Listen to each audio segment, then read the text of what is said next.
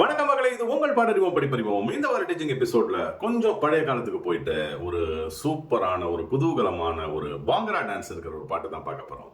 1968 வெளிவந்த குடியிருந்த கோயில் திரைப்படத்திலிருந்து ஆடலுடன் பாடலை கேட்டு ரசிப்பதிலே தான் சுகம் சுகம் சுகம் அப்படிங்கிற ஒரு சுகமான ஒரு ஜாலியான ஒரு என்டர்டெய்னிங்கான சாங் தான் பார்க்க போறோம்.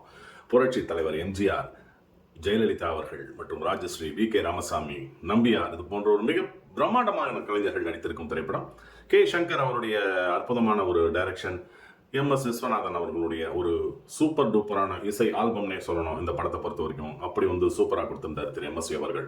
ஆலங்குடி சோமு அவர் தான் இந்த பாடலை எழுதியிருந்தார். டி.எம்.எஸ். மற்றும் பி. சுசீலா அவர்கள் பாடிய ஒரு சூப்பர் டூப்பர் ஹிட் சாங் அந்த காலத்தில். சரி, படத்தை பற்றி பேசிட்டு அப்புறம் பாடலை பற்றி வரலாம்.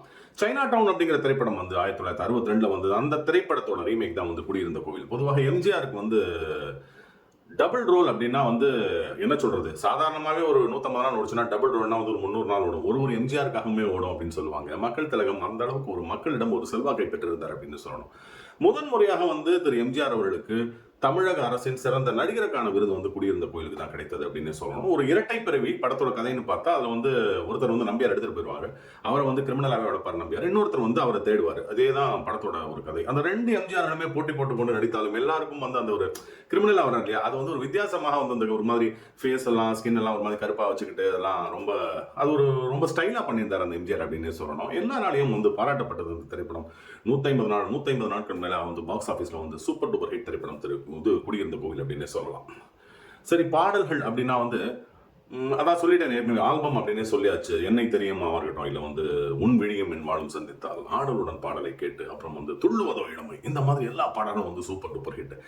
எம்எஸ்வி அவர்கள் என்ன பண்ணுவாங்கன்னா அவர் இசையமைத்து கொண்டிருந்த காலத்துல அத்திப்பூத்தார் போல என்ன பண்ணுவார்னா சில வித்தியாசமான பாடல்களை கொடுப்பாரு. அது என்றென்றைக்கும் பாராட்டக்கூடிய ஒரு பாடலாக இருக்கும். இப்போ யார் அந்த நிலவு ஒரு யூனிக் அட்டம்ப்டா இருக்கும். அப்புறம் எங்கே நிம்மதி பயங்கரமான ஒரு ஆர்கெஸ்ட்ரேஷன். அப்புறம் துள்ளுவதோ இளமையா இருக்கட்டும், இல்ல இந்த இன்னைக்கு நம்ம பார்க்க போறோம் எந்த வார பாடல் பார்க்க போறோம், ஆடலுடன் பாடல் கேட்டு, இது எல்லாமே ஒரு என்ன சொல்றது, ஒரு வினோதமான ஒரு பரிட்சார்த்தமான ஒரு முயற்சி அப்படின்னு சொல்லலாம். அது என்றென்றைக்கும் நிலைத்து நிற்கும் அப்படின்னு சொல்லலாம். அப்ப அந்த ராக் அண்ட் ரோல் சாங் ஒன்று இருக்கும், காதலிக்கு நேரமில்லையில இவருக்கு நாகேஷ்க்கு கொடுத்துருப்பாங்க. அந்த மாதிரி வித்தியாசமா எம்எஸ்வி அட்டன் பண்ணுவாரு.